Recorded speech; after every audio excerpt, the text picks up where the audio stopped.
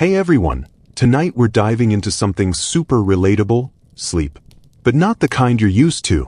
We're talking about how people in medieval times slept, and trust me, it's way stranger than you'd expect. But first, if you actually like what I do here, hit the like button and subscribe. Only if you mean it though.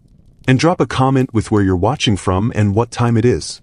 I always love seeing how many of you are tuning in from all over the globe. Now, get comfy. Maybe switch on a fan for that soft, cozy background noise. Let's wind down together and head back to a time before electric lights, social media scroll holes, or even the idea of a good night's sleep. In the Middle Ages, sleep worked differently. People didn't just lie down and snooze for 8 straight hours. Instead, they followed what was called segmented sleep. Basically, they split the night into 2 chunks. You'd fall asleep not long after dark. That was your first sleep. A few hours in, you'd wake up naturally, not by accident, but on purpose. That in-between time wasn't strange or seen as a problem. It was totally normal, even useful. For 1 to 2 hours, folks would get up and do stuff. Quiet stuff, mostly. They'd pray, read religious texts, stoke the fire, check on their animals. Regular middle-of-the-night chores.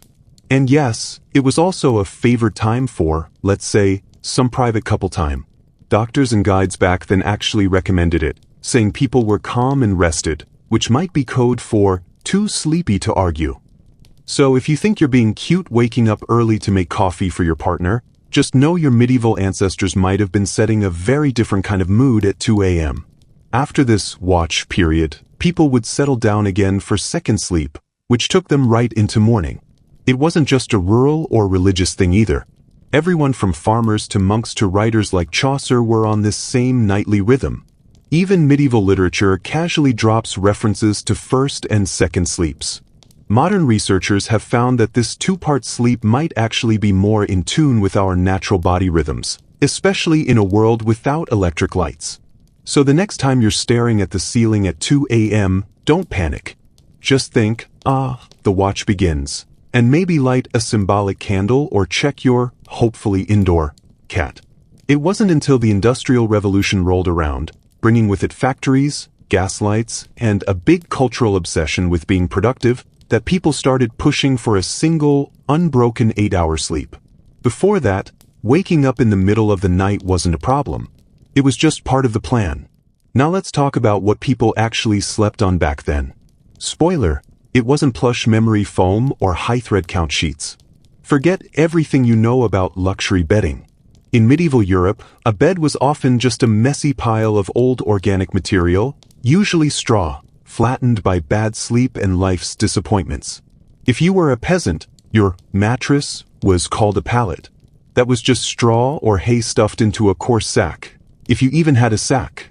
A lot of the time, it was just bare straw on the floor. Sometimes damp. Sometimes already occupied by a cat. It wasn't cozy, but it was better than nothing, which was often the only other option. Straw was cheap, easy to find, and it kept you warm. It also happened to be a perfect place for, less welcome guests like bugs. So next time you snuggle into your overpriced mattress, remember, at least you're not sleeping on a pile of hay next to the fire while listening for goat noises. Already full of other travelers. Total strangers. Men, women, kids, everyone crammed into the same bed, sometimes head to toe to save space. There was no personal bubble. If you were lucky, you'd end up next to someone quiet. If not, hope you enjoy snoring, elbow jabs, and the occasional foot in your ribs. Back in those days, sleeping arrangements weren't about comfort or privacy. They were about getting horizontal without freezing or being eaten by vermin. Most peasants slept on the ground or on a straw mattress, usually shared with several family members. Lice, bugs, and sometimes even a bold mouse were just part of the deal. If something itched, you didn't scratch, you just lay there hoping it stopped. If it bit, you shifted and carried on. For families with a bit more money, or at least some carpentry skills, lifting the straw pallet off the ground onto a wooden frame was an upgrade. It didn't exactly bring sweet dreams, but it slightly reduced your odds of waking up with something crawling in your ear. A small victory. Linens? Those were rare. Most folks just slept in the same clothes they wore all day. Pajamas weren't a thing, and neither was having your own bed. Families often piled into one sleeping space, sometimes all on the same straw mattress. If things got too warm, you'd just roll over into someone's foot or cousin's elbow and carry on. Nobles, of course, had it better. Their beds were huge, with feather mattresses, fancy sheets, and canopies to keep out drafts and bugs. These beds were so precious, they got passed down in wills. Not land, not jewelry, Aunt Matilda's lumpy feather bed. For most people, though, the bed wasn't for comfort. It was for survival. You needed it to stay warm, keep away from chickens, and dream, if you were lucky, of someday being rich enough to sleep on something that didn't squeak or scratch. Now, when we hear nightcap today, we think warm drinks and late-night choices we might regret in the morning. But back then, a nightcap was literally a cap, a hat you wore to bed. Medieval houses were freezing. Stone walls, breezy thatched roofs, windows made from stretched animal horn or oiled parchment. None of that kept the cold out. And there was no such thing as heating unless you counted the family dog. To keep from freezing, people wore nightcaps to bed. They came in different shapes and styles, but the classic version looked like a long, floppy cone. Think wizard hat, but sleepier. They were made from wool, linen, or whatever scraps could be spared, without sacrificing the goat's dignity. Men wore them to keep warm. Women sometimes wore them as part of a larger head wrap called a coif, which kept them modest and hid hair that hadn't seen a wash in months. But nightcaps weren't just practical. They had social meaning too. In some places, married women had to cover their heads at all times, even while asleep. The caps could be dyed or embroidered to show off wealth, because what better way to say, "we've made it," than with fancy bedtime headgear. In towns and cities, wearing a nightcap in public, or at your door, was a polite way of saying you were off duty. It was medieval for, "not now. I'm in my sleep hat." And yes, these were often paired with nightshirts, long, loose tunics. Picture Ebenezer Scrooge without the ghost problem. Not exactly sexy, but warm. Kind of. Sometimes itchy. Occasionally flammable. So yeah, sleeping next to strangers, wearing cone-shaped hats, and battling bedbugs was just another night in medieval Europe. Today, we have hotel bookings, private rooms, and antibacterial mattresses. Back then, you just found a bed, any bed, and hoped the person snoring next to you wasn't also carrying the plague. Much cheese, or that weird thing your brain does when it's bored. But in the medieval world, dreams mattered a lot. They were seen as messages, signs, or even warnings from beyond. Sometimes from God, sometimes from saints, and occasionally from something much darker. People believed that what you saw in your sleep could guide your choices, predict your future, or reflect the state of your soul. Back to inns, medieval ones, that is. They weren't cozy retreats with mini soaps and do not disturb signs. Think more like crowded bunkhouses for tired humans. Privacy didn't really exist. If there was space in a bed, you were sharing it. Usually with people you'd never met, who might snore, twitch, or bring along suspicious skin conditions. That wasn't rude.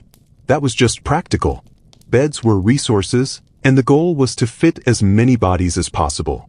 2, 3, even 4 people could squeeze into one bed, depending on how big it was, and how much personal space anyone cared about. In some bigger towns, you might find yourself in a giant room full of beds, lined up side by side, with zero effort to separate or section anything off. It was a free-for-all of elbows, snores, and awkward eye contact. Sometimes inns tried to group people by their job. Merchants with merchants, monks with monks, criminals with, well, other criminals, in theory. But in reality, it was often just first come, first collapse. And even though it sounds like a nightmare to anyone used to soft sheets and locked doors, this was still better than sleeping outside, exposed to the weather, wild animals, or whatever political rebellion might be happening down the road. Theft was always a concern, so travelers got creative. They slept on top of their belongings, or used their packs as pillows, turning their stuff into a low-tech alarm system. If someone tugged your bundle in the night, it was probably a thief, or at least someone who'd make your morning worse. Of course, wealthy travelers didn't have these problems. Nobles hit the road with entourages, their own bedding, and enough clout to demand private rooms. Innkeepers usually said yes, especially if they liked having a roof. But sleep in the Middle Ages wasn't just about finding space. It was deeply spiritual. Every night could be your last, and people knew it. Illness, fire, accidents, demons, there were lots of ways to die in your sleep. So before tucking in, many people said prayers. Not to relax, but to prepare. It was a nightly ritual with your soul on the line. That's why bedtime routines included confessions, psalms, and a kind of spiritual checklist. It wasn't about peace. It was about covering your bases. One popular prayer, "If I should die before I wake, I pray the Lord my soul to take," sounds sweet, but it's basically a mini contract just in case you didn't make it to morning. Adults had a whole library of prayers depending on what scared them most. One for when you felt guilty, one in case the devil was lurking in the rafters, and one to try and block the plague. Though, spoiler, that didn't always work. Some even called on specific saints to guard their sleep, like hiring a holy security guard for your dreams. Monks and nuns took this even further. Their last prayer of the day, called Compline, was followed by complete silence. Not that talking was appealing. Most people were tired, hungry, and slightly terrified of the dark. Kids were also told to pray, partly for their own spiritual growth, but also to keep them busy and maybe distract them from the dogs stealing their spot in bed again. Parents reminded them that angels were watching, not so much to comfort them, but more like divine surveillance. Less cuddly cherub, more celestial security camera. So, in medieval times, going to bed was never just going to bed. It was group sleeping, makeshift alarms, religious prep, and maybe a dream you'd spend the next week trying to interpret. Sleep wasn't simple. It was survival, spirituality, and sometimes shared with a stranger who snored like a dying goat. Problems. These tiny, pampered animals weren't there to warm anyone's feet. They were there to show off. But for most people, animals in the bed weren't optional. They were the medieval version of central heating, furry, smelly, and sometimes loud. Now back to dreams, because in the Middle Ages, what happened in your sleep could mean eternal consequences. Dreams were taken seriously, like, confess to a priest and fast for days serious. People believed that dreams were messages from higher powers, or occasionally lower ones. God, saints, angels, demons, they were all seen as possible dream authors. Even that dusty relic you kissed during Sunday Mass could be blamed if you woke up feeling spiritually weird. Some dreams were seen as holy visions. Others were red flags from the devil. Either way, you weren't supposed to ignore them. You might be expected to write it down, confess it, or drastically change your behavior, all based on something you saw while drooling on a straw pillow. Monks, nuns, and amateur dream experts spent a lot of time decoding dreams. Whole books were written to explain what symbols meant. Fire? Might be hell. Water? Could be purification or drowning. A goat-headed man juggling fish? Yeah, that's a priest emergency. Dreams mattered because people believed the soul stayed active during sleep. That meant your dream behavior, stealing bread, kissing someone you shouldn't, running from flying serpents, could expose hidden sins.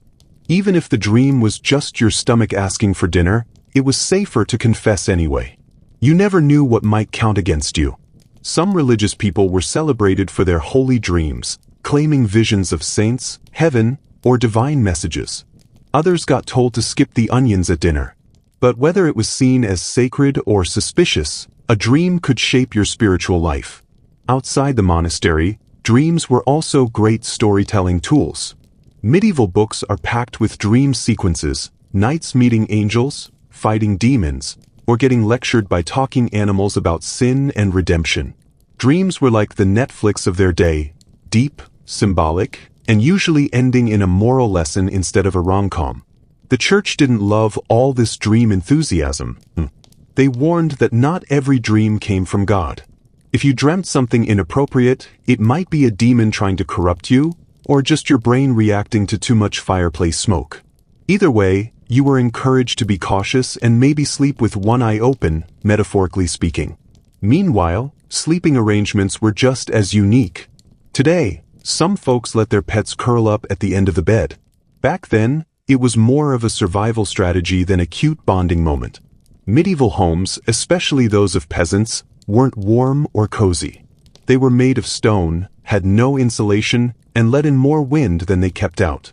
To stay warm, people shared space with their animals. Chickens, dogs, pigs, goats, you name it. They didn't just hang around the house. They shared the sleeping area. Often, everyone slept in the same one-room structure, people on straw pallets, animals nearby or right beside them. A big dog might keep your feet warm. A pig in the corner could make the room slightly less freezing. It wasn't glamorous, but it worked. Children might be curled up between their parents and a goat. A rooster could end up being your alarm clock whether you liked it or not. Hygiene?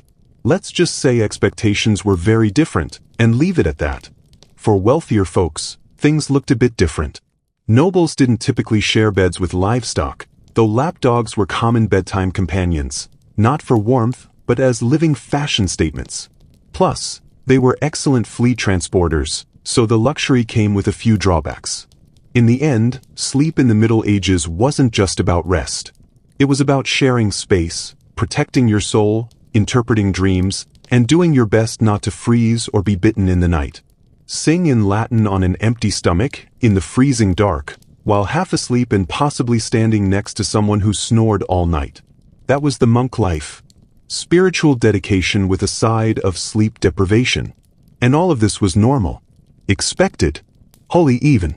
Sleep wasn't seen as a break from the day. It was just another part of a rigid schedule meant to train both body and soul. If monks woke at 2 a.m. for prayer, they weren't doing it out of insomnia. It was because every part of life, including rest, had a purpose. You went to bed prepared, woke up when the bell told you, and carried your tired feet to the chapel like everyone else. Monastic dormitories were nothing like even the most basic hostels today. There was no me time. No earplugs. No late-night whispering or complaining about the draft. Just rows of wooden beds, minimal bedding, and strict silence. The rule of Saint Benedict didn't allow for comfort. If you groaned or sighed too loudly, you could be given extra chores or, worse, be put on latrine duty. Snoring was tolerated only because no one had control over it, though you might still get side-eyed by your fellow monks. And forget privacy. There were no curtains or partitions. If you were lucky, you got a thin straw mattress on your wooden plank, but only if the abbot felt particularly generous. Most of the time, you slept in your robe, sandals nearby, ready to jump out of bed in a moment's notice. Because getting fully dressed at 2 a.m. in the cold was far worse than just sleeping in your day clothes. Some monks even slept sitting up, voluntarily. Not because it was comfortable, it wasn't, but because it removed the temptation of dreams or too much rest. The goal was to keep the body humble and the soul focused. Rest was never about luxury. It was about necessity, controlled and minimal. Meanwhile, outside the monastery, some nobles lived like their animals were royalty. In fact, some castles had separate rooms for favorite pets. A dog with its own room and maybe even a name longer than some servants, that's medieval power. But there were trade-offs. Animals are noisy. They don't care about your sleep schedule. And they definitely don't understand boundaries. Still, people got used to it. A hoof in the face or a clucking chicken under the blanket. Just another night. In peasant homes, sharing sleeping space with animals was about warmth and practicality. But in monasteries, the struggle was all about structure, order, and denying the flesh. If peasant sleep was chaotic but cozy, monastic sleep was the opposite, orderly, cold, and extremely holy. So next time you grumble about a bad night's sleep, just remember, you could have been a medieval monk rising at 2 a.m., chanting in Latin on an empty stomach, wearing the same robe you've had since Lent. And if you nodded off mid-prayer, congrats, you just earned yourself another hour of spiritual punishment. Let the blood rush to your head and make you die in your sleep. To be safe, better to sleep at an angle. Pillows were stacked, cushions arranged, or beds were built to recline slightly, anything to keep the head elevated and the soul intact. For the super devout, sleeping upright also helped avoid the sin of sloth. Lying flat was seen as indulgent, even lazy. Sitting up made it harder to fall into deep, dream-filled sleep, and that was the goal. If your sleep was light and interrupted, you had more time to pray, reflect, or hear if demons were creeping around. Some monks even rigged special chairs or benches to sleep on, designed to keep them uncomfortable just enough to stay holy. The wealthy took a different approach. Their version of upright sleep was more about comfort mixed with superstition. Propped on bolsters and angled beds, they'd sip spiced wine, listen to a lute player, and try to avoid night air, which was thought to carry illness. The air near the floor was considered dangerous, so keeping your head higher supposedly kept you healthier. Medieval science at its finest. But no matter your status, noble, monk, or exhausted peasant, sleep in the Middle Ages was never just about rest. It was tangled up with survival, religion, superstition, and a whole lot of practicality. You didn't just go to sleep, you prepared for it like you were heading into battle. Dressed, prayed up, surrounded by people or animals, slightly uncomfortable, and fully aware that anything, from a vision of God to a pig stepping on your face, could happen in the night. So next time you slide into your soft bed, in a quiet, heated room, with no livestock or lurking spirits, just know you're living the medieval dream. Your sleep.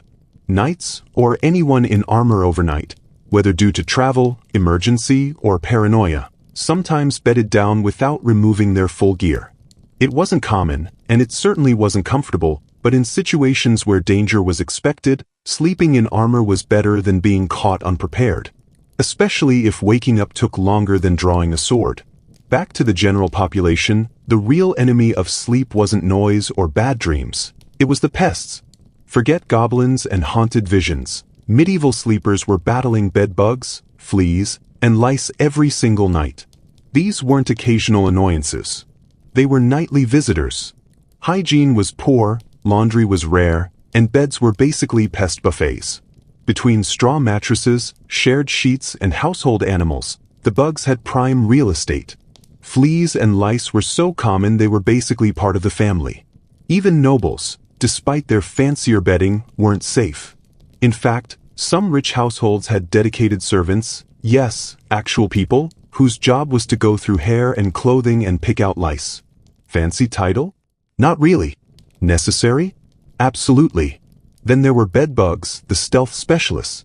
They'd hide in every crack and corner, waiting for the lights, or candles, to go out before emerging for their blood feast. And this wasn't a class issue. Everyone, from pig farmer to princess, was fair game. Night caps and full-body sleepwear weren't always about warmth. Sometimes they were just the last line of defense against the itchy horde. People tried everything to keep the pests away. Some burned strong-smelling herbs like wormwood or tansy. Others sprinkled ashes into the bed or even slept with garlic or onions. Effective maybe for bugs, definitely effective for keeping your bed to yourself. Romance was not a high priority under those conditions. But it went deeper than physical discomfort. Fleas and other parasites were sometimes seen as spiritual symbols, reminders of sin or impurity. Entire poems were written about fleas, some using them to explore religious themes, others, somehow, twisting them into metaphors for love. A favorite trope? Let's be as united as the flea that bites us both. Nothing says romance like shared parasites. Meanwhile, let's not forget how people actually position themselves to sleep. Fully reclined sleep? Risky. Too much like a corpse.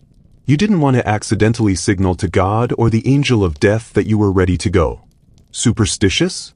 Sure. But when your spiritual advisor was also your local doctor and exorcist, you listened. So, many people slept propped up. Nobles had bolsters and angled beds. Monks leaned against stone walls or sat on hard benches. Sleeping upright was a kind of discipline. Comfort was seen as dangerous. Too much sleep meant more dreams. More dreams meant more temptation. And temptation, well, that meant more confessions, possibly before breakfast. In short, medieval sleep was a strange mix of survival strategy, spiritual warfare, and creative pest control.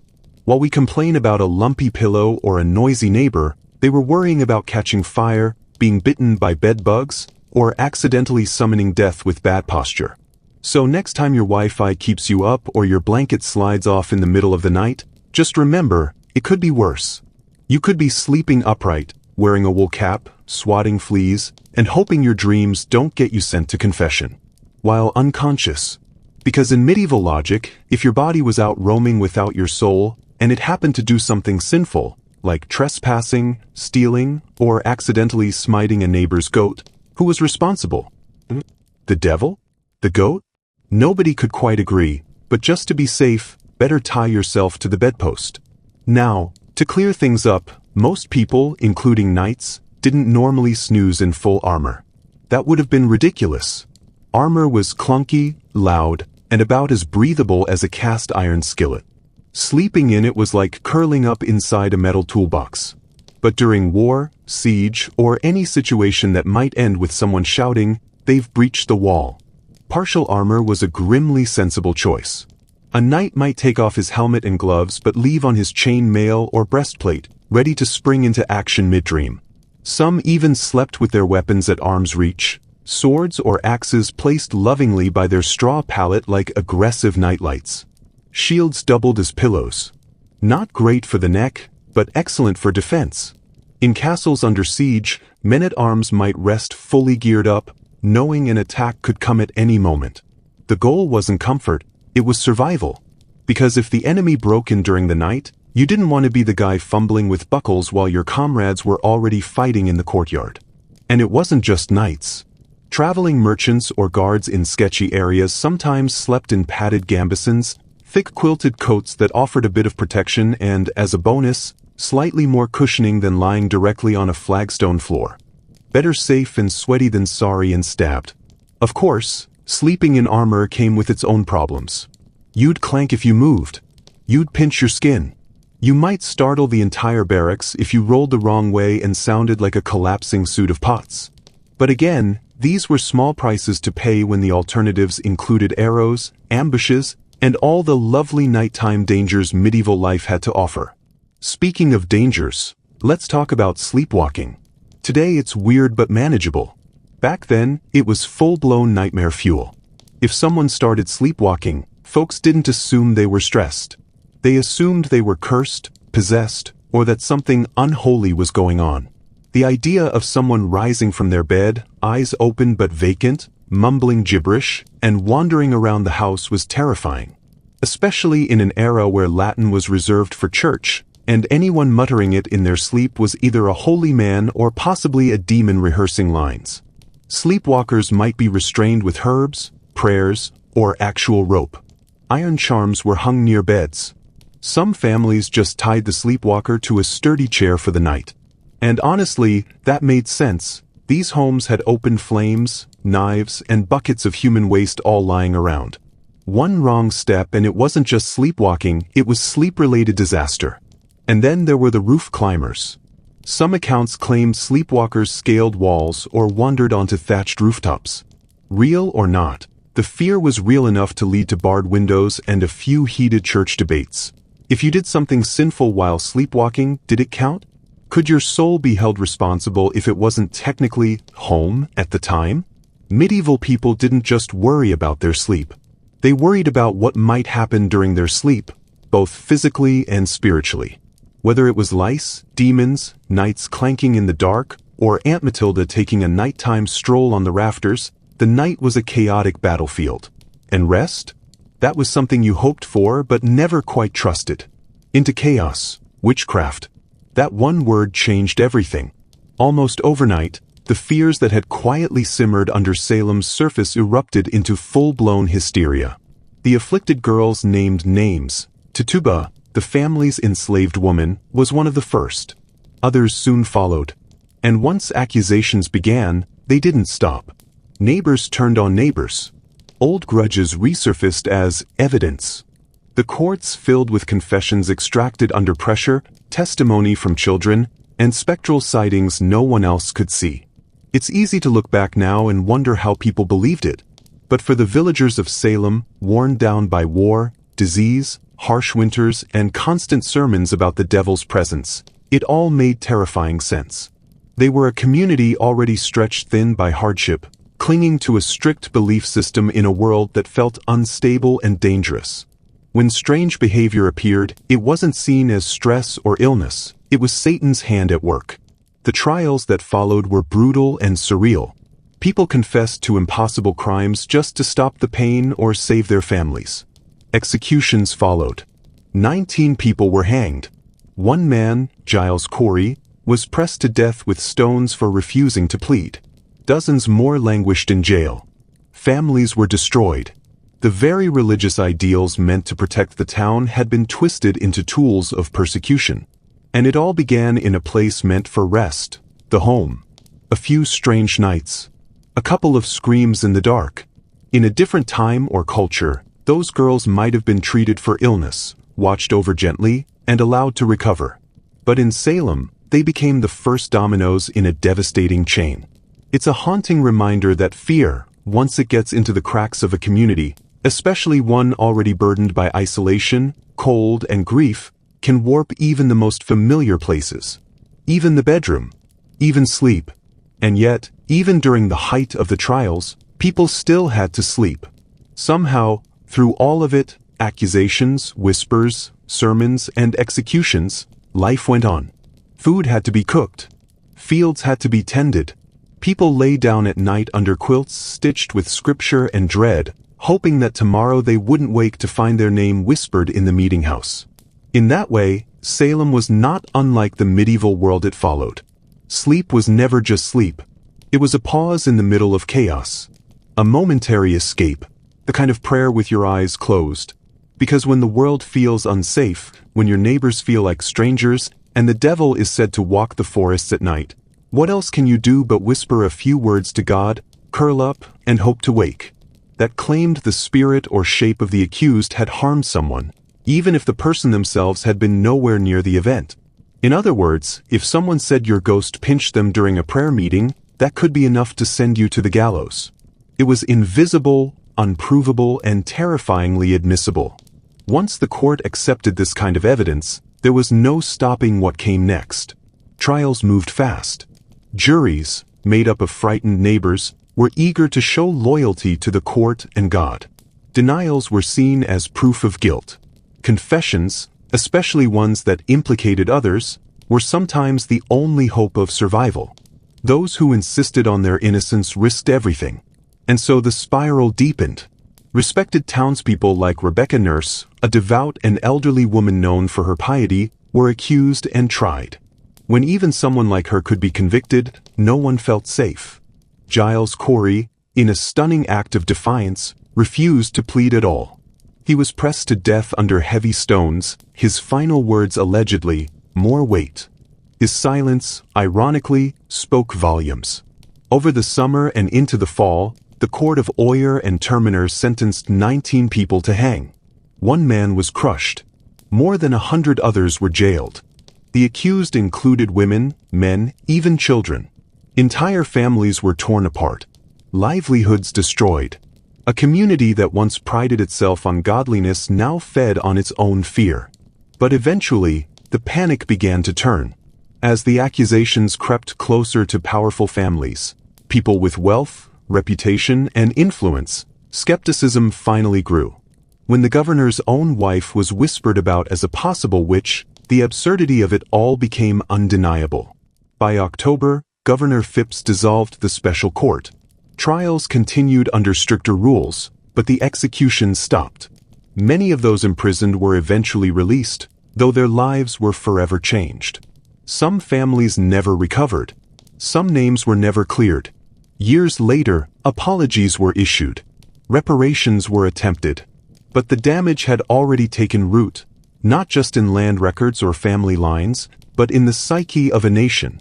The Salem witch trials became a symbol of what happens when fear overrides reason, when belief becomes weaponized, and when justice loses its way.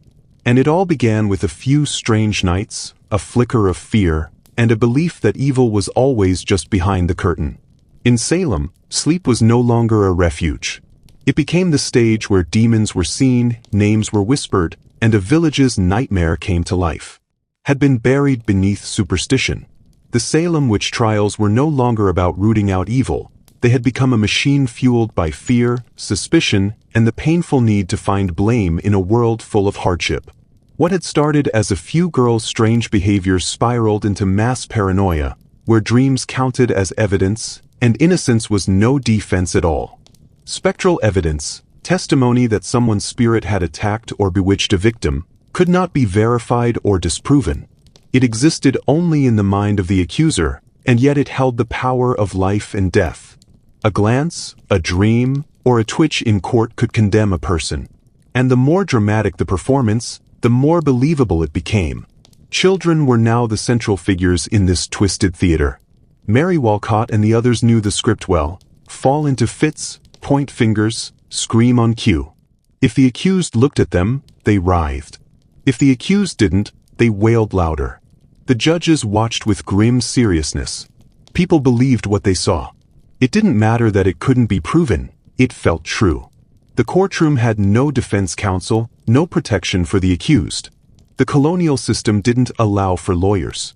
You stood alone, defending yourself against hysteria.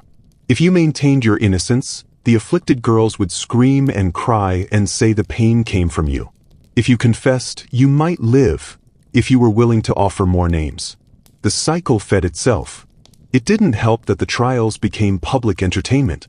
Crowds came to watch. The accused, often poor, often marginalized, were dragged in shackles to face judges who had already made up their minds. To many it looked like justice. To others, it was theater with a noose. And still, whispers of doubt spread. Some saw the pattern, how those accused were often the odd, the difficult, the inconvenient. A few brave souls began to question the logic, but their voices were drowned out by sermons, screaming girls, and gallows-ready justice. Bridget Bishop was the first to hang.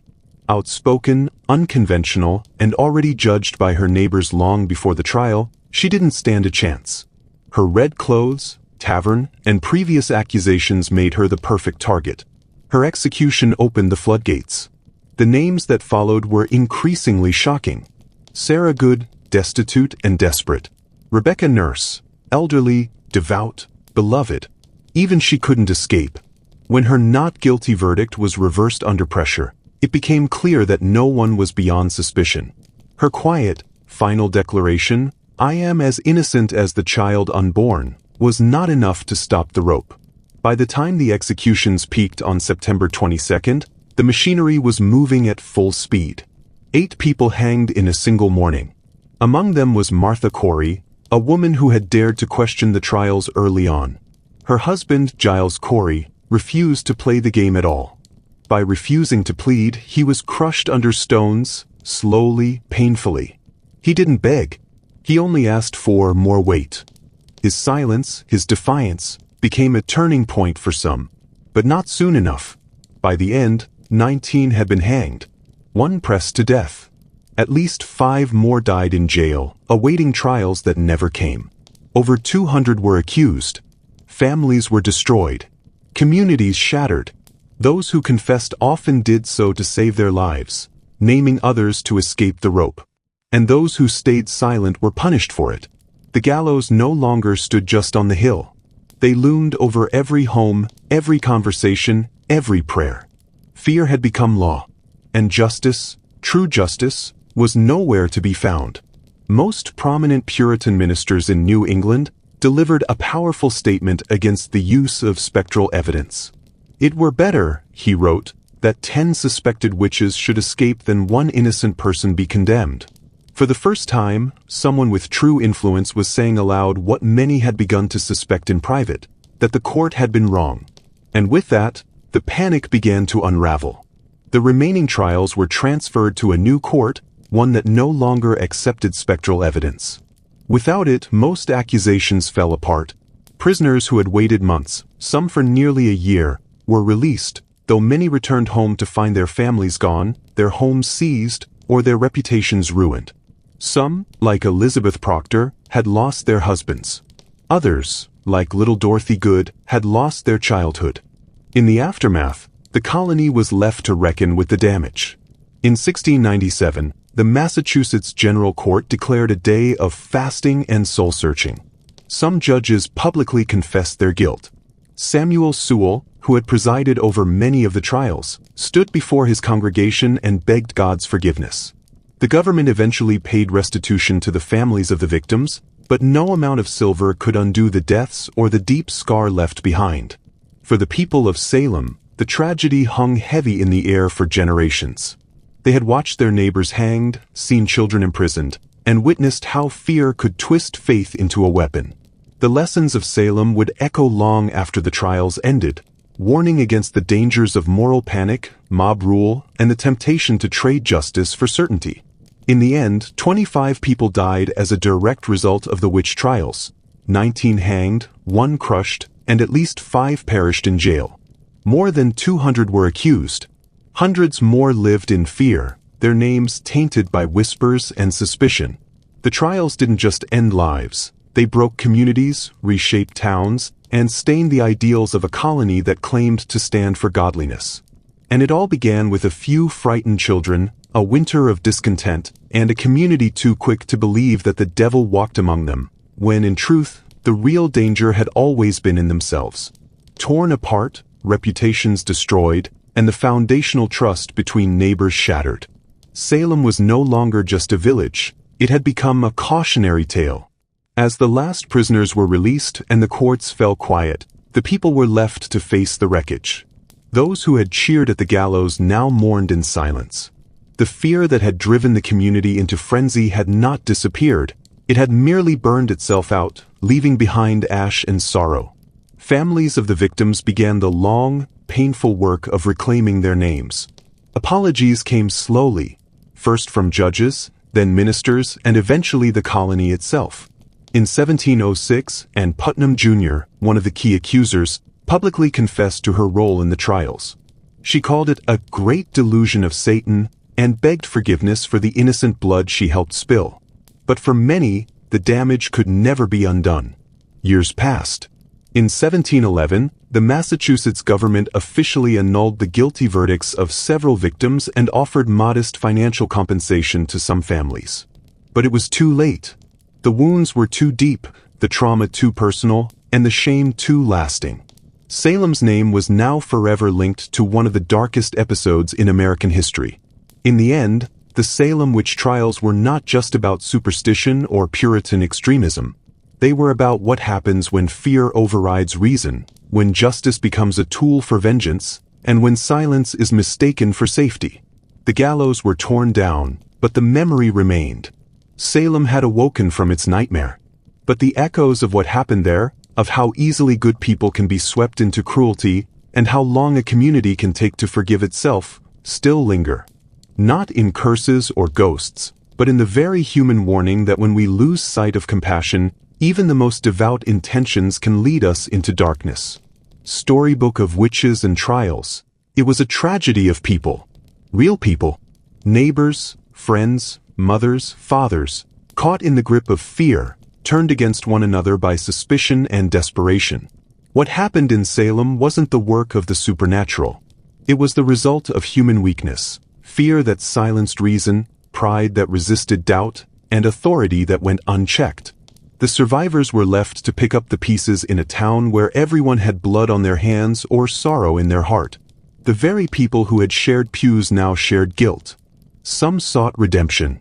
Others fled from memory.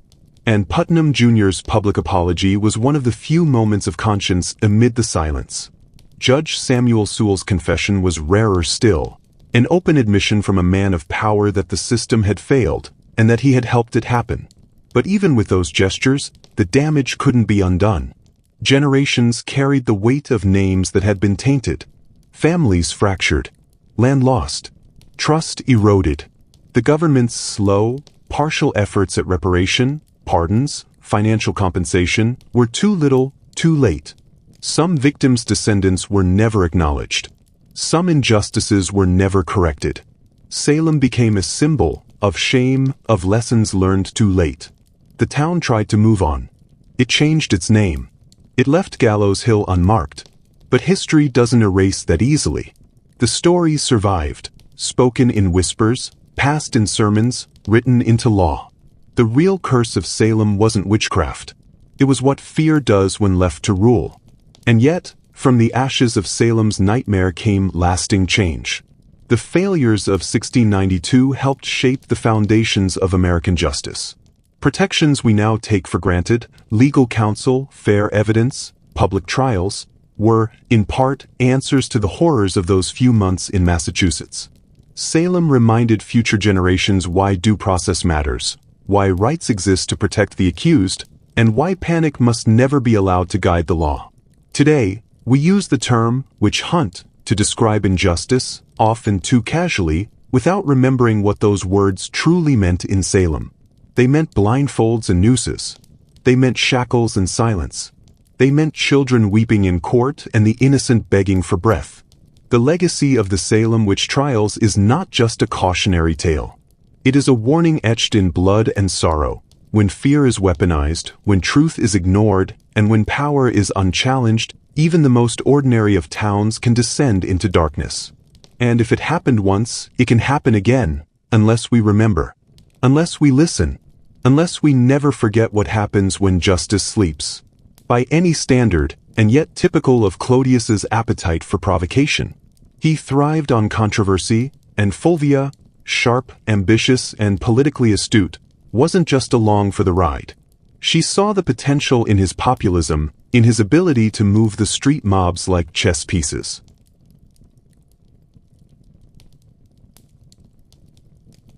And when they married, she didn't just become his wife, she became his partner in political theater. Together, they were a power couple for Rome's most unstable age. Clodius brought the rabble, Fulvia brought the resolve. While Roman women were expected to be silent shadows behind their husbands, Fulvia stood beside Clodius, sometimes even ahead. When he proposed radical reforms, raged against the Senate, or clashed with elite power brokers, Fulvia was there, not passively, but as an active force in his growing influence.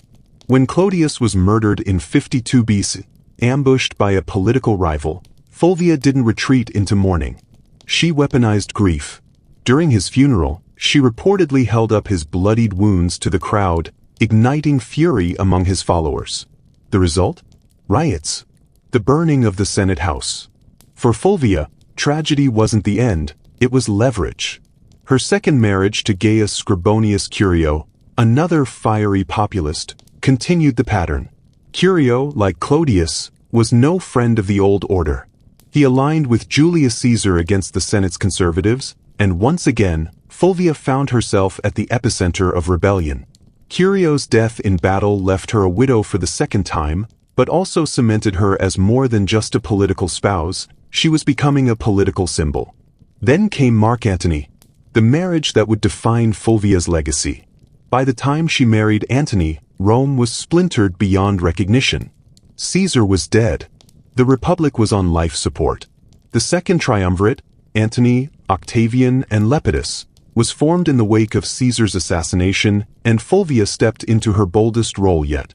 While Antony waged war and secured territories, Fulvia stayed in Rome and governed. She didn't rule from the shadows.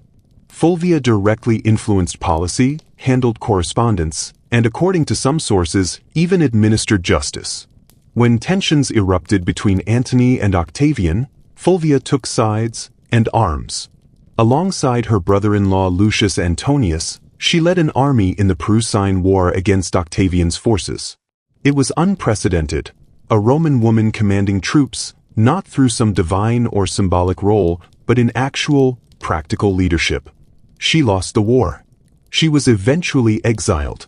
But Fulvia had done what no Roman woman before her had dared. She had fought the future emperor of Rome. Her death in 40 BC, in exile, marked the end of one of the most politically charged lives in Roman history. Octavian would go on to become Augustus, the first emperor. Antony would fall from power after his infamous alliance with Cleopatra. But Fulvia's story, her boldness, her strategies, her refusal to accept the sidelines, remained etched into the fabric of a crumbling republic. She was no myth, no symbol on a coin or footnote in a man's story. Fulvia was power, real human power, in a time and in a city that never expected to see it come from a woman. And like Salem centuries later, Fulvia's Rome showed what happens when structures built for stability collapse under ambition, fear, and rivalry. The details were different, togas instead of trials, armies instead of accusations, but the warning remains. When power is unchecked, when fear drives policy, and when voices go unheard, history repeats. Whether it's gallows in New England or civil war in Rome, the human cost is always the same. Didn't retreat, she recalibrated. With each loss, she only seemed to become more embedded in Rome's political heart. Where many women might have been silenced by grief or sidelined by scandal, Fulvia saw opportunity. Her role wasn't defined by her mourning, it was defined by her refusal to vanish. And Rome had taken notice. By the time of her third marriage, to Mark Antony, Fulvia was no longer just the wife of important men. She was an institution. The Roman elite may not have admitted it openly, but Fulvia was now a political force in her own right. Marrying Antony was not just another strategic move, it was the next logical step in her evolution as one of Rome's most shrewd and influential women. Antony was charismatic, powerful, and a central figure in the post-Caesar power vacuum. The alliance between Fulvia and Antony was explosive, two strong personalities bound by ambition, influence, and a mutual understanding of how Roman politics really worked. And with Antony constantly on campaign or away from the capital, it was Fulvia who held the reins in Rome. She wasn't just managing estates or acting as hostess. Fulvia wielded actual political authority. She negotiated with allies, mediated disputes, and kept Antony's interests alive while he was away. Some sources claim she even had a hand in purges carried out during the formation of the Second Triumvirate, marking her as a woman involved not only in policy, but in vengeance. When tensions between Antony and his fellow triumvir Octavian boiled over, Fulvia didn't step back. She stepped up. In 41 BC, alongside her brother-in-law Lucius Antonius, Fulvia led a military revolt, the Perusine War, against Octavian's forces. She wasn't hiding in the background, she was in command. A Roman woman at the head of an army was unprecedented. But then again, so was Fulvia. Though she was ultimately defeated and exiled, her actions made one thing crystal clear. Fulvia was not simply riding the coattails of powerful men. She was redefining what power could look like for a woman in Rome. She wasn't a symbol. She was a strategist, a political survivor, a catalyst. Her death in exile, in 40 BCE, was quiet compared to the chaos she once commanded. But the legacy she left behind was anything but. Fulvia had altered the expectations for Roman women, openly engaging in the political sphere, rallying popular support, and even taking up arms. She appeared on Roman coinage not as a goddess, but as herself, an unambiguous assertion of identity and authority. In a republic gasping its final breaths, Fulvia had embodied the chaos and brilliance of her time. She was a product of Rome's instability, and yet she shaped it just as much as it shaped her. Like Salem centuries later, Fulvia's story is one of resistance to the boundaries set by society. Both serve as potent reminders of what happens when power, fear, and belief collide, and what it takes to stand against the tide. Fulvia was not just bending the rules, she was writing new ones. And then she went further than any Roman woman before or after. She went to war. In 41 BCE, tensions between Mark Antony and Octavian, once uneasy allies in the Second Triumvirate, began to unravel. Antony, absorbed in the east, left Fulvia and his brother Lucius Antonius in charge of Italy. Octavian, meanwhile, consolidated power and began enacting policies that alienated many of Antony's supporters. Fulvia saw the danger. She understood that Antony's absence created a power vacuum, one that Octavian was all too eager to fill. So she did what no Roman woman had ever done. She fought back, not with whispers or backroom deals, but with troops. Together with Lucius Antonius, she raised an army and took control of Perugia, launching what would come to be known as the Perusine War. It was nothing short of revolutionary. Fulvia, a woman, was leading a military resistance in defense of her husband's political vision. It wasn't a rebellion of ideology, it was a battle for survival in a fractured republic. But Rome was not ready.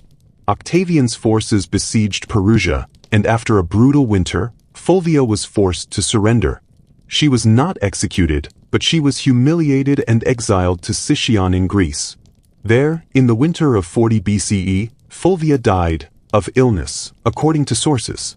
But in truth, she was broken by the machinery of power she had dared to wield. Rome had tolerated her, barely, when she acted as a wife, a widow, even a political intermediary. But once she picked up the reins of command, once she became not just a voice but a general, the system recoiled. Mark Antony would later blame her for the breakdown between himself and Octavian, calling her too bold, too aggressive. It was a political move. He needed to make peace with his rival. But in doing so, he buried more than just his wife's legacy. He buried the truth of what Fulvia represented. Fulvia was not a mistake or an anomaly. She was the inevitable result of a crumbling republic where traditional power structures were failing and boldness became the only currency. She stepped into a void no other woman dared approach, and held it, however briefly. Her legacy is not simply that she was the first Roman woman to appear on coins, to command an army, or to hold political authority in her own name.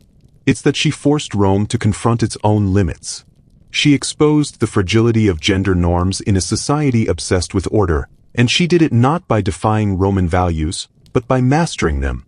Fulvia's story, like that of Salem's hysteria centuries later, is a warning about the rigidity of systems and the violence they unleash when confronted with someone who doesn't fit. When fear, pride, and power collide, whether in a courtroom or on the streets of Rome, it is not always chaos that follows, but clarity. And that clarity often comes too late. Had become her political exile and her final stop. In the spring of 40 BCE, she died there, reportedly of illness, though many suspected heartbreak and political ruin were just as much to blame. Once the most powerful woman in Rome, Fulvia ended her life far from the city she had tried to command, stripped of her titles, her influence, and the very cause for which she had risked everything. Her death conveniently cleared the path for Mark Antony to reconcile with Octavian. Within months, he would marry Octavia, Octavian's sister, a political arrangement meant to heal the rift between the two men. Fulvia, in death, became a scapegoat. Antony blamed her for the civil unrest, claiming she had acted out of jealousy and ambition. It was politically convenient, and it worked. But the truth was far more complicated. Fulvia hadn't acted out of vanity or domestic spite. She had acted out of vision. She saw what was coming, Rome collapsing inward, torn between two rising powers, and she tried to shape that future rather than be swept away by it. Her war against Octavian was not a mistake of ego. It was a calculated, if desperate, assertion of political will.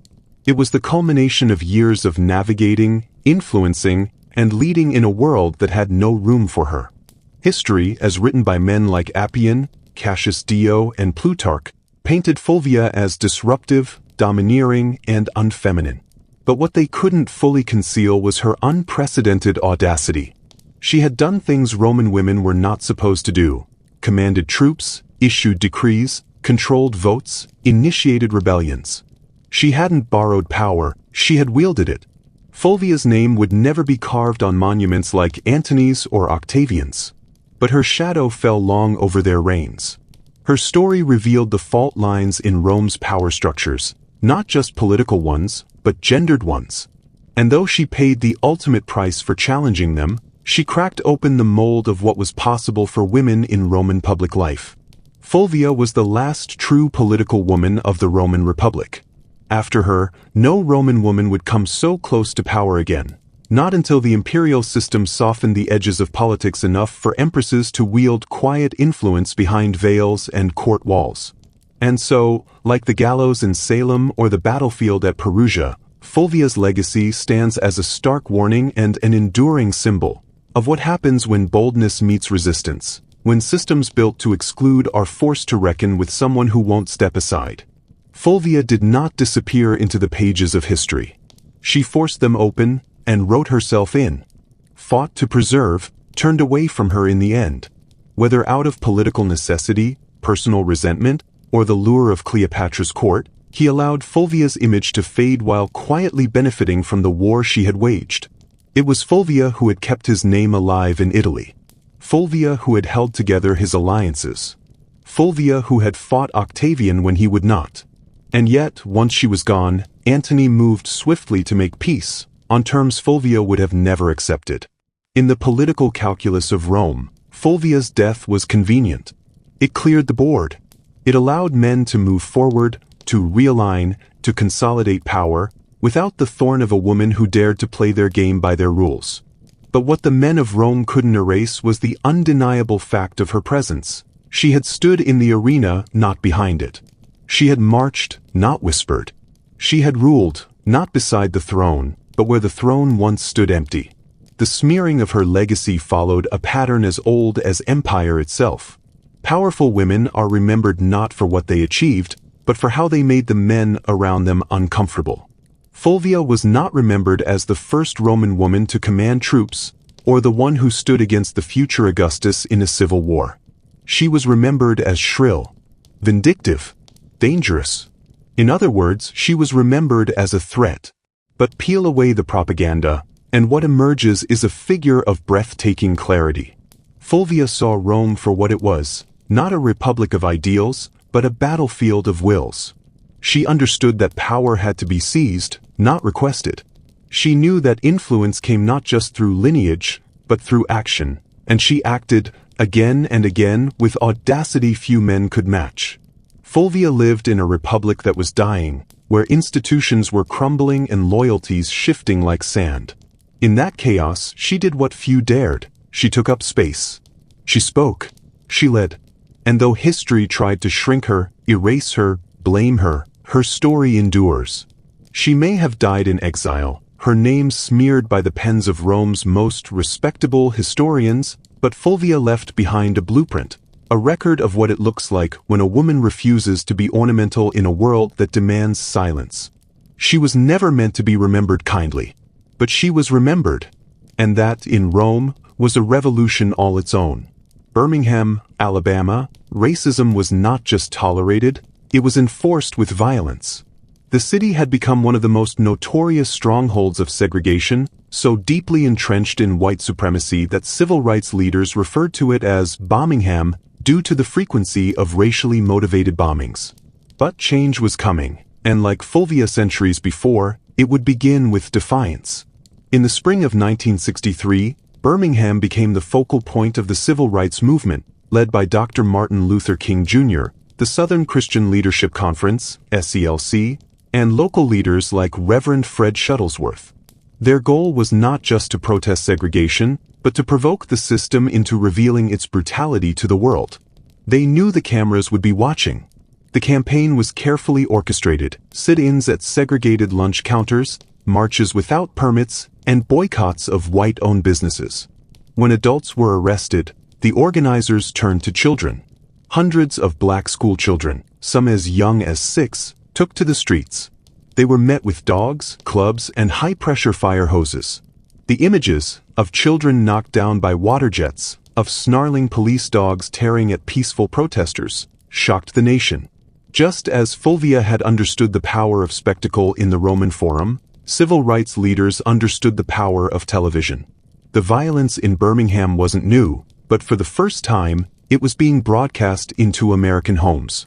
What Fulvia had done with bloodied bodies and political funerals, the movement did with images of courage and cruelty side by side. They made injustice visible. Dr. King was arrested during the campaign and wrote his now famous letter from Birmingham jail, a sweeping defense of nonviolent resistance and a blistering indictment of white moderates who counseled patience in the face of oppression. His words echoed like Fulvia's legacy, inconvenient, direct, and impossible to ignore. The Birmingham campaign was a turning point. Under pressure from national outrage and economic boycott, the city's business leaders agreed to begin desegregation. The movement had cracked the facade of Southern intransigence. But like Fulvia's war, it came at a cost: jail time, beatings, trauma. And like Fulvia, many of the foot soldiers of that movement would be sidelined or forgotten in the official retelling. Still, the echoes remain. Fulvia and the children of Birmingham shared little in life but everything in legacy.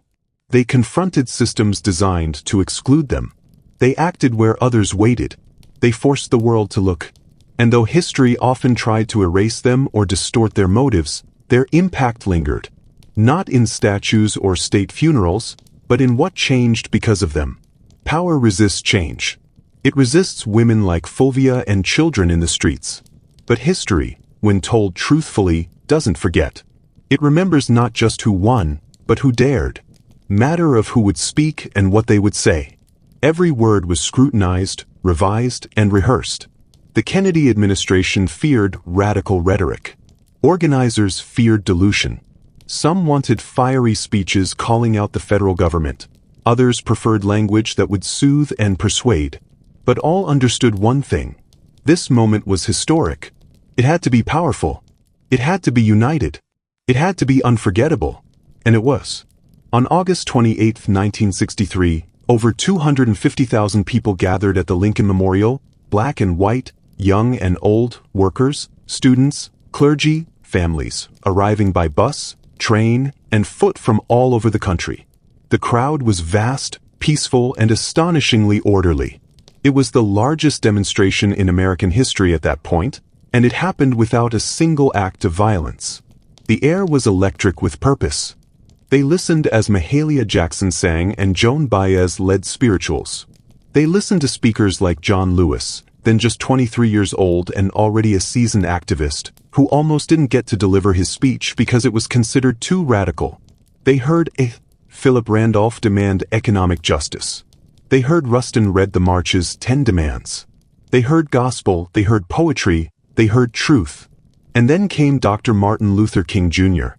He was the final speaker, standing on the steps of the Lincoln Memorial with the statue of the great emancipator behind him and the reflecting pool full of hopeful faces stretching out before him. His prepared speech was strong, but as he neared the end, Mahalia Jackson reportedly shouted from behind him, "Tell them about the dream, Martin." And so he did. He left the page. He stepped into history. "I have a dream," he said, and the words rolled like thunder across the mall. A dream where his children would not be judged by the color of their skin but by the content of their character. A dream where justice flowed like water and righteousness like a mighty stream. He invoked the Constitution, the Declaration of Independence, the Bible, and the unpaid promissory note of American freedom. He made the crowd weep, cheer, and believe. When he finished, there was a moment of awed silence, and then the applause erupted, full and fierce. The March on Washington was more than a demonstration. It was a declaration. It showed that the civil rights movement wasn't a fringe cause or a Southern problem. It was national. It was urgent. And it was undeniable. The march didn't immediately pass legislation, but it pushed the nation. It helped pave the way for the Civil Rights Act of 1964 and the Voting Rights Act of 1965. It changed how America saw itself, and how the world saw America. And it remains, like Fulvia's bold defiance in ancient Rome, a symbol of what can happen when the marginalized refuse to be invisible. When strategy meets courage. When a dream walks into the Capitol and refuses to leave quietly. The Negro still is not free. His voice rang out, steady and resolute, as he detailed the moral bankruptcy of a nation that had declared all men equal but delivered oppression instead. He spoke of the promissory note America had given black citizens, a check that had come back marked insufficient funds. And then, as the summer heat bore down and the crowd leaned in, Mahalia Jackson's voice rang out from behind him once more. "Tell them about the dream, Martin." In that moment, Dr. King looked up from his papers and into history. "I have a dream," he began, not as a politician, not even as a preacher, but as a man summoning centuries of pain, hope, and defiance. He wasn't just speaking to the 250,000 on the mall. He was speaking to every corner of a broken nation, to every mother who feared for her son, to every child taught they were less, to every ear willing to hear, and every heart ready to change. He dreamed of a world where justice rolled down like waters, and righteousness like a mighty stream. Where children of former slaves and slave owners could sit together at the table of brotherhood. Where his children would be judged by the content of their character, not the color of their skin. He quoted scripture. He echoed the Constitution. He channeled Lincoln and the prophets. His voice lifted like a hymn and crashed like a storm. It wasn't just a speech. It was a turning point. The crowd erupted. Some wept. Some held each other. Many just stood, stunned by the gravity of what they had witnessed. It was the kind of moment that transcends politics and becomes myth, not because it was perfect, but because it was true. When it ended, the applause was thunderous. Dr. King stepped back, the weight of centuries briefly lifted by a vision spoken aloud for the world to hear. The March on Washington ended not with a riot or a confrontation, but with a commitment. People returned home, tired, sunburned, inspired, with a new clarity. The movement was not a whisper.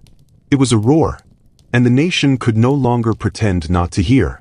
2 weeks later, the 16th Street Baptist Church in Birmingham would be bombed, killing 4 little girls and shattering any illusion that change would come without blood. But August 28, 1963, remained a line in the sand. It told the world that justice could be demanded with peace, that dignity could march with discipline, and that dreams could be more than speeches, they could be roadmaps. Just as Fulvia had once tried to reshape Rome from its core, the March on Washington reshaped the soul of America. And though the dream is still unfinished, it is known, it is named, and it still echoes, waiting for each generation to pick it up and carry it forward. Freedom now. It was more than a slogan, it was a demand etched in heat and sweat and song. It pulsed through the crowd like a heartbeat, steady and insistent. For that one day in August 1963, the sprawling lawn of the National Mall became sacred ground, not because it was quiet or solemn, but because it was alive. With conviction, with courage, with hope weaponized not in violence but in visibility. The March on Washington ended without arrests, without tear gas, without batons. It ended instead with an echo, a dream that would ring across decades, through courtrooms and classrooms, through protests and presidencies. That day became a reference point in the ongoing fight for racial justice, not a victory, but a vow. And yet, it didn't fix everything. Just weeks later, the Birmingham church bombing would murder 4 black girls. The Civil Rights Act was still a year away. The Voting Rights Act, too. Dr. King himself would be dead within 5. But the world had shifted. For the people who stood in that crowd, ordinary citizens who became extraordinary by simply showing up, August 28th was proof that voices matter. That dreams matter. That history is not something that just happens to us. It's something we make. Like Fulvia before them, who defied a system that never made space for her, these marchers stared down the structures of oppression and said, "We are here. We will be heard. And we are not going away." And like Fulvia, their names were often omitted, their work sometimes erased, their courage downplayed in official records. But history doesn't forget everything. If you listen closely, past the speeches, past the headlines, past the sanitized versions of events, you can still hear the voices. Still feel the heat of that day. Still dream that dream. Because it wasn't just King's dream. It was theirs. It is ours. And it is still waiting to be realized. White House the very next day. It marked a shift in tone, from hesitation to engagement. Behind closed doors, Kennedy began pushing harder for civil rights legislation, realizing that the country could no longer afford the illusion of gradualism. The march had shown the world, and Washington, that Black Americans were no longer asking for justice. They were demanding it. But for many marchers, inspiration had to translate into action. When they returned home, they didn't return to celebration. They returned to segregated schools, discriminatory employers, poll taxes, and violent resistance. In places like Birmingham, Selma, and Jackson, the movement was still being met with fire hoses and billy clubs. The March on Washington hadn't ended the fight. It ignited the next phase. And as the civil rights movement pressed forward, the contradictions became clearer. Lyndon B. Johnson would sign the Civil Rights Act in 1964 and the Voting Rights Act in 1965, but those gains were met with fierce backlash. Malcolm X criticized the march as a farce on Washington, deriding its scripted nature and government-approved route. SNCC and CORE grew more militant. Urban uprisings erupted. Assassinations followed. King himself, once the movement's unifying voice, would later condemn economic injustice and the Vietnam War, and be met with increasing resistance even from former allies. But still, that day remained. Because the March on Washington wasn't just a protest. It was proof. Proof that people, ordinary people, could shake the foundations of power. that speeches could cut through centuries, that for at least one day on the National Mall, America looked like the dream it kept failing to live up to. And perhaps that's why we keep coming back to it. Not just the words, "I have a dream," but the work behind them. The walk, the heat, the planning. There's the silence of women and the roar of the crowd. The tape recorders hidden in hotel rooms. The communion between strangers who became a movement. Because change is never clean. It's never easy. And it never comes all at once. But on that sweltering day in August 1963, it came closer. And it left behind something that still calls to us today. Not a dream deferred. A dream declared. But and still unfinished. The March on Washington didn't just rattle the conscience of America. It reshaped its moral foundation. What began as an audacious protest became a cornerstone of the civil rights movement, permanently altering how the nation understood justice, democracy, and the power of collective action. In legislative terms, the march didn't bring immediate victories, but it created unstoppable momentum. Less than a year later, in July 1964, President Lyndon B. Johnson signed the Civil Rights Act into law. It outlawed segregation in public spaces and banned employment discrimination based on race, color, religion, sex, or national origin. The following year, the Voting Rights Act struck at the heart of Jim Crow, protecting the right to vote and dismantling decades of legal suppression. Would these laws have passed without the march? Perhaps. But without the undeniable moral force and public pressure it unleashed, their path would have been far steeper. For Dr. King, the speech that day didn't just elevate his profile, it transformed him into a global icon. But fame came at a price. Constant surveillance, death threats, and, eventually, assassination in 1968. The dream he described on those steps became more poignant with each passing year, more tragic and more enduring. The march proved what unity could achieve. It gave the movement a blueprint for future mobilization and inspired generations of activists. Across the globe, from anti-apartheid leaders in South Africa to student protesters in Europe, its echoes were felt. The language of the march, the demand for jobs and freedom, the image of peaceful resistance, the clarity of King's voice, reverberates today. Every chant, every raised sign, every call for justice carries its DNA. In Washington, D.C., King's Memorial now stands across from the Lincoln Memorial. His towering figure carved in stone gazes forward, words from that August day etched beside him. But the real monument to that moment isn't granite. It lives in classrooms, in voting booths, in marches, and in every voice that refuses silence. Because the dream was never meant to rest in history books. It was meant to be lived. And it still dares us to do just that.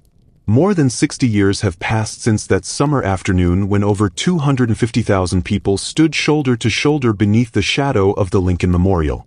The March on Washington has since been etched into the nation's consciousness, memorialized in textbooks, documentaries, and museum exhibits. Dr. King's voice, measured and resolute, echoes across generations like a sacred refrain. Yet one question continues to linger. Has the dream been realized, or merely delayed? In some ways, the progress is undeniable. The legal architecture of segregation has been dismantled. Voting rights, though increasingly under threat again, were secured through generations of protest, court battles, and spilled blood. Black lawmakers, judges, mayors, and even a two-term president have stepped into roles that would have seemed unimaginable in 1963. Interracial marriage, once banned in much of the country, is now protected by federal law. These are not symbolic changes. They are hard-won victories, etched into law by relentless organizing, sacrifice, and resilience. And yet, the original demands of the march, often overshadowed by the poetry of King's speech, still echo unresolved. The call for a living wage remains unmet. Racial disparities in education, housing, employment, and healthcare remain stubborn, systemic, and often invisible to those not forced to live them. Police brutality, the very spark that ignited much of the early civil rights movement, continues to claim lives and provoke grief, anger, and action. The dream of true economic justice, of a nation where opportunity is not dictated by zip code or skin color, remains painfully out of reach for many. Modern movements like Black Lives Matter have taken up the mantle. They draw directly from the imagery, cadence, and vision of 1963, marching the same streets, chanting the same demands, and holding up the same mirror to America. But they do so in a different world, one shaped by social media, mass surveillance, disinformation, and new, often digital forms of resistance. The March on Washington was never meant to be an ending. It was a beginning, a line drawn boldly across the national conscience. It said, "This is who we are. This is what we demand." It was not a resolution. It was a call to action. So the dream endures, not frozen in stone, but living, breathing, and still contested. Battered, challenged, reinterpreted, but never extinguished. Whether it is deferred, distorted, or one day fulfilled will not be decided by history. It will be decided by us, by the injustices we confront, by the systems we dare to change, and by the courage we summon to march again and again and again, until the dream becomes more than words, until it becomes a shared, lived reality.